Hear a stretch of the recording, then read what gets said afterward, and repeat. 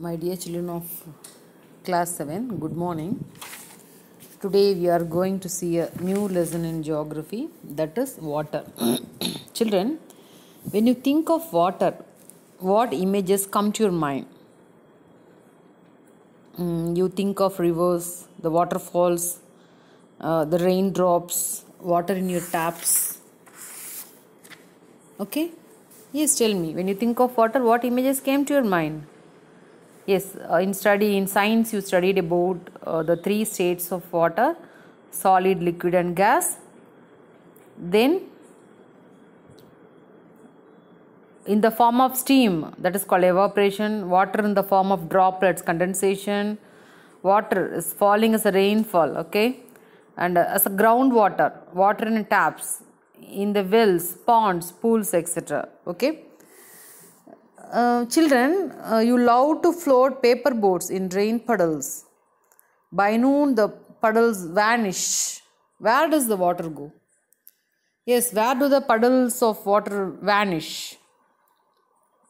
Most of the water goes into the ground. The sun's heat evaporates the water as vapors. On cooling these vapors, condenses and forms cloud.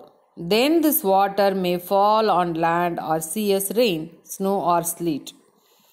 Okay.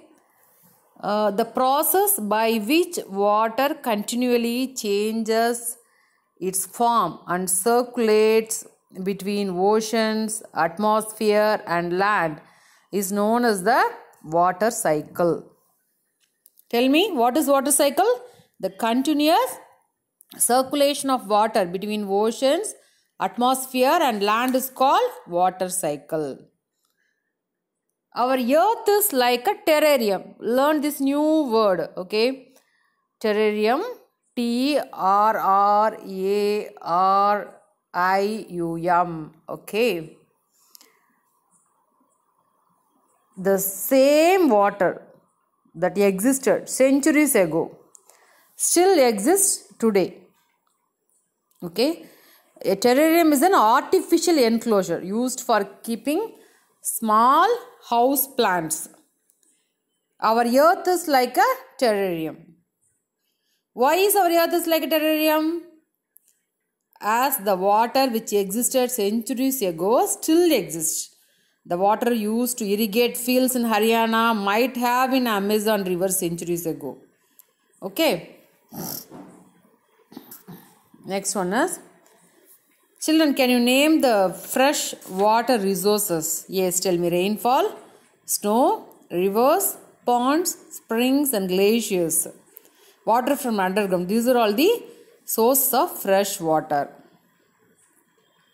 Then the seawater is very salty because there is a large amount of water in seas and oceans, but it's salty and saline. It is because it contains large amount of dissolved salts like sodium chloride and common salt. Okay. Here define salinity. Salinity is the amount of salt in grams present in 1000 grams of water. The average salinity of ocean is 35 parts per thousand.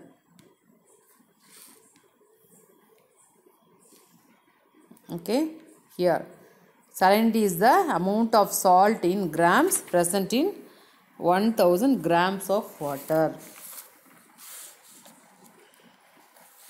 Children, now let us discuss the distribution of water bodies. Nearly 75, you know very well, nearly 75% of the earth's surface is covered with water. There is more water than land on the earth. Still, so many countries face water scarcity. That is shortage of water due to the most of this water is salty or it's polluted beyond use. All the water on the earth is not available to us. Okay. Here they have given the water table, water distribution table. The source is ocean. From ocean we get 97.30 of saline water. From ice caps we get 0.02 percentage. Then groundwater 0.68, fresh water and freshwater lakes 0.009, inland seas and salt lakes 0.009, and from atmosphere 0.0019, rivers 0.001. Okay. Children, tell me, why is water important to us? How will you conserve water? How will you save water? Because water alone can quench a thirst when we are thirsty. Water is needed for survival of plant and animal life. Water is very essential and we should conserve it. Okay, we should not waste water. We should not waste water during brushing, bathing, washing, etc. By trapping the rainwater by watershed development or rainwater harvesting, then by recycling water, okay, by making check dams and bunds on the fields, we can conserve water. Okay. Our next topic is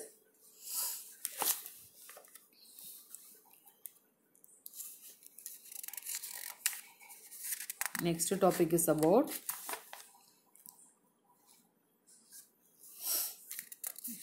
circulation of ocean water. You know very well, ocean waters keep moving continuously. Okay, the movement of ocean water takes place in three different ways. One is waves, tides, and currents. Okay, winds, that is the main force for the horizontal movement of ocean water. The movement is basically due to difference in temperature and the density of ocean water. Then variation in salinity. The effects of the winds. Okay, these are all the factors. Next one is waves. What are waves?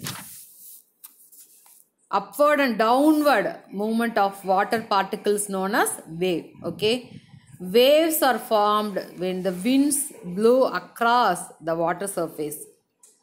The shape and size of the wave depend on the speed of the prevailing winds. In the waves, the surface water rises and falls. The actual forward motion of the water particles in a wave is limited. Okay. Therefore, the waves travel greater distances, but the water particles remain at the same place. The water travels in the direction of winds. Children, you can observe with this phenomenon, what I explained about the waves, with a leaf floating on the surface of the pond, okay, still pond. Otherwise, throw a stone in the water near the leaf. The waves created by the stone spread out in all directions. Okay, the leaf, it's floating up and down as the waves pass, but never moves horizontally.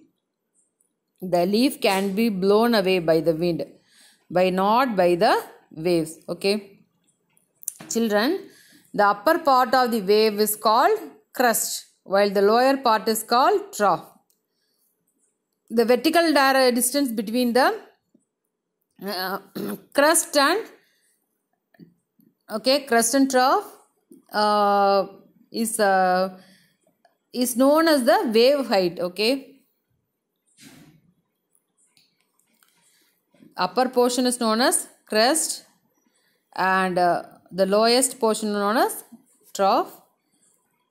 This upper and vertical distance between the crest and trough is called wave height. The horizontal distance between two successive crests are called wavelength. Children, huge ocean waves are formed during storms. Okay, such waves can also be generated due to earthquakes or volcanic eruptions. about earthquakes and volcanic eruptions. Already you studied in our previous chapters. The height of these waves can be as high as 150 meter. They travel at a speed of more than 700 km per hour. They are called tsunamis. The most common cause of tsunami is an undersea earthquake. It causes large areas of the sea floor to rise or subside. This leads to the generation of huge waves with extremely long wavelength. A tsunami may appear as a huge wall of water coming towards the coast, okay, with a tremendous energy. The fast moving waves, it can crush houses on the other structures, okay, and other structures. Tsunami can cause mass destruction over a large area. Here in your textbook they have given the case study, tsunami in South India, that is 26 December 2004. They explained about the causes, effects of tsunami, that some of the tsunamis caused several destruction. Some of the islands of Indian Ocean were completely washed away. Indira Point in Andaman Nagar got completely submerged. Okay, here is the case study. More than 1,000 people were killed and more than a lakh of houses were affected. Coastal areas of Tamil Nadu, Kerala, Puducherry, Andhra Pradesh and the Andaman Nicobar Islands were worst affected. Okay, children, you can ask me a question. Can such an event be predicted in advance? Can we predict tsunami or earthquake? Children, earthquake cannot be predicted in advance. But it's possible to give 3 to 4 hour notice of tsunami, potential tsunami. Such a system are there in Pacific Ocean but not in Indian Ocean. Okay, the seismic activity and tsunami threat is higher in the Pacific. Okay, in in December 2004, that was the most devastating tsunami in the last several hundred years. The large damage caused to life and property was a result of the lack of monitoring, the early warning system, okay, lack of early warning system and the lack of knowledge among the people, okay, coast dwellers. That means the people, those who are staying in coastal areas of the Indian Ocean. Children, the first indication that tsunami is approaching was the rapid withdrawal of water from the coastal region. Withdrawal of water means that water will move away from the coastal region, that will go inside. Okay, next one is then later it was followed by a destructive wave. When this happened on the coast, instead of people going to high grounds, okay, they have to save themselves, but instead of the people going to high grounds, they started watching, started assembling at the coast to view the miracle. Okay, they were curious to see the things. It resulted in a large casualty of curious people, okay, when the gigantic wave tsunami struck. Okay, can you understand, children? Next one, it's the next topic, that is tides. What are tides? Tides are rhythmic rise and fall of ocean water. Twice a day is called tide. When the tides are rhythmic rise and fall of sea water at regular intervals, twice a day. Okay, they are most common in oceans and seas. The gravitational pull of the moon and the sun on the surface of the earth causes tides. Children, you know very well about the rotation of the earth. The rotation of the earth also has its impact on the tides. In fact, tides follow the apparent movement of the moon due to its closeness to the earth. Tides are of two types. One is high tide and another one is low tide. The rise in water level is called high tide, while the fall in water level is called low tide. Tides do not rise to the same height every day. Okay. Then children, during full moon and the new moon day. Full moon means Paurnami. Paurnami, Amavasya, the sun and moon and the earth are almost in a straight line. The sun and the moon exert a combined gravitational pull. It's a force. So the high tides are the highest and low tides are the lowest. Okay, this is called, this phenomenon is known as spring tide. On half moon day, the sun and the moon makes a right angle to the earth. Okay, the gravitational pull of the sun and the moon tends to cancel each other. This results in a very small rise or fall in sea water, and it's known as neap tide. Okay.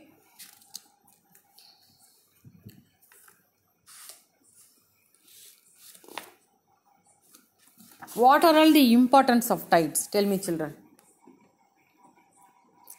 The tides that will clear the sediments brought down by rivers on their beds. It prevents siltation of harbors. That is called sedimentation. Okay.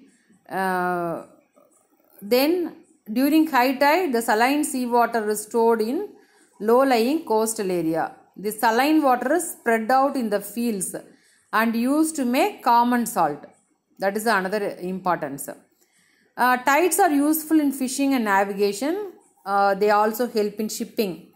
When the level of water rises with emerging tides, small ships and fishing boats enter the deltas and estuaries. Tides are a source of energy. Okay. In tidal energy is used to generate electricity in Canada, UK, France and Japan, and in some places. Okay. Next one is about ocean currents. And ocean current is a continuous movement of ocean water in a definite direction over great distances in the form of broad streams on the ocean water. Broader or slower currents, shallow in depths, are called drifts. Okay. Next one is types of currents.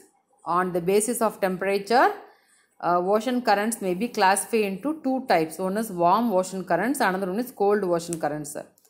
The temperature of warm currents is more than their surrounding area, and they flow from the equatorial region towards the polar region. You know very well that from equatorial region to polar region. See here is the equatorial region. Here are the polar region. Take your textbook and see.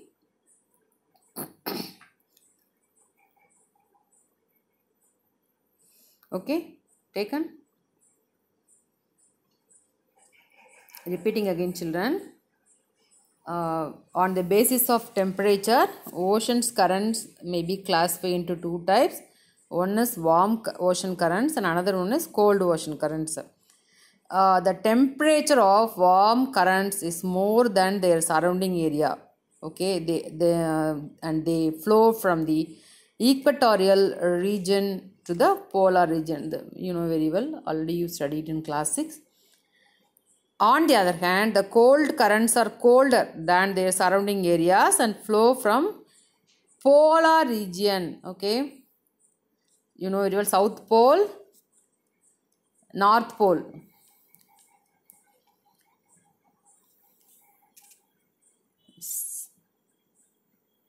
South Pole, North Pole, from the polar region to okay, got it. polar region towards the equatorial region. Okay. Then several factors that come to play to cause ocean waters to move as currents. Ocean currents are influenced by breaking waves, wind, earth's rotation, temperature, salinity differences, tides, shape of the adjoining coast, okay, and other things. Ocean currents flow in a direction of prevailing winds. The waters from the equatorial areas expand and flow towards the polar regions, and the waters from the polar regions flow towards the equatorial region. Okay. Next, what are all the effects of ocean currents? First one is cold ocean currents lower the temperature of the coastal areas. That is the point number 1. While warm ocean currents raise the temperature. Winds flowing from cold ocean currents decreases the moisture bearing capacity of the winds. On the other hand, warm currents increase the moisture bearing capacity of the winds and help to bring rainfall in the coastal areas. Children, the most deserts are found on the western side of continents washed by cold currents. Okay. Next one, mixing of warm and cold currents. Mixing of warm and cold currents cause heavy fog, which hinders navigation. Okay. Next one is the best fishing grounds of the world are also found where the warm and cold currents meet. Example, the coastal areas near Newfoundland and Japan.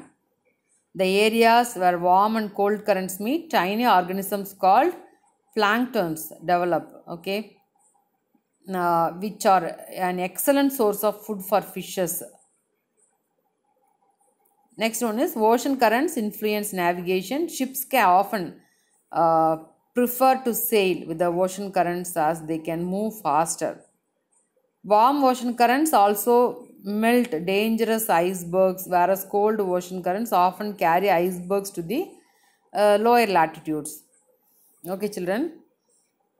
Next one is about what are all the importance of hydrosphere. Hydrosphere is important in sustaining life in the biosphere. Hydrosphere provides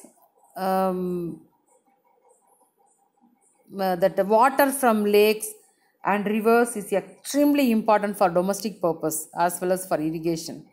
Second one is even rivers and lakes are important for navigation. The oceans also provide man with diverse marine life and marine products. Fishing in lakes and rivers is also a common process. Okay. Then we get salt and other minerals from ocean water. Oceans and other water bodies, it's having an effect on weather and climate. Tidal energy can be generated from ocean waters. Hydroelectricity is generated from rivers. Both are renewable source of energy. Okay, children, as water is such a precious resource, we must use it carefully to improve its quality. We should not pollute our water resources. Water conservation will help to make the gift of nature available to us always. Children, here we reach the end of this lesson. Let me sum it up this lesson at a glance. Okay, we will see the lesson. Here are the important points. First one is the water cycle is a process by which water continuously changes form and circulates between the water bodies, atmosphere and land. The 4 processes complete the water cycle. One is evaporation, condensation, precipitation and runoff. Okay. What is evaporation? Evaporation is the process by which water from the earth's surface changes into water vapor and rises up in the air. Next one, condensation is the process by which water vapor changes back into water droplets after cooling down. Precipitation is the process by which water comes back to the earth's surface in the form of rainfall or snowfall. Runoff means it's a process by which water is drained away from the surface of an area of land and goes into water bodies. Okay. Nearly 3/4 of the earth's surface is covered with water, but over 97% of this huge water reserve is only saline water, salty water. Next one is constant movements occur in the ocean. The movements can be divided into three broad categories: waves, tides, and currents. Waves are formed by the continuous rising and falling of water on the surface of the ocean. Winds and underwater earthquakes or volcanic eruptions are some of the factors that cause ocean waters. Tides, okay, tides are the regular movements in the ocean water caused by the gravitational pull of the moon and the sun. This alternate rising and falling of the sea can usually be observed twice in a lunar day at a particular place. Next one is ocean currents. Ocean currents means it's a stream of ocean water constantly flowing in definite direction. There are horizontal and vertical currents by which heat is circulated between low and high latitudes and between different depths of the ocean. There are two types of currents, warm and cold. The warm currents originate near the equator and move towards the poles, while the cold currents originate in higher latitude and move towards the equator. Okay, so take your textbook and read this lesson. Okay,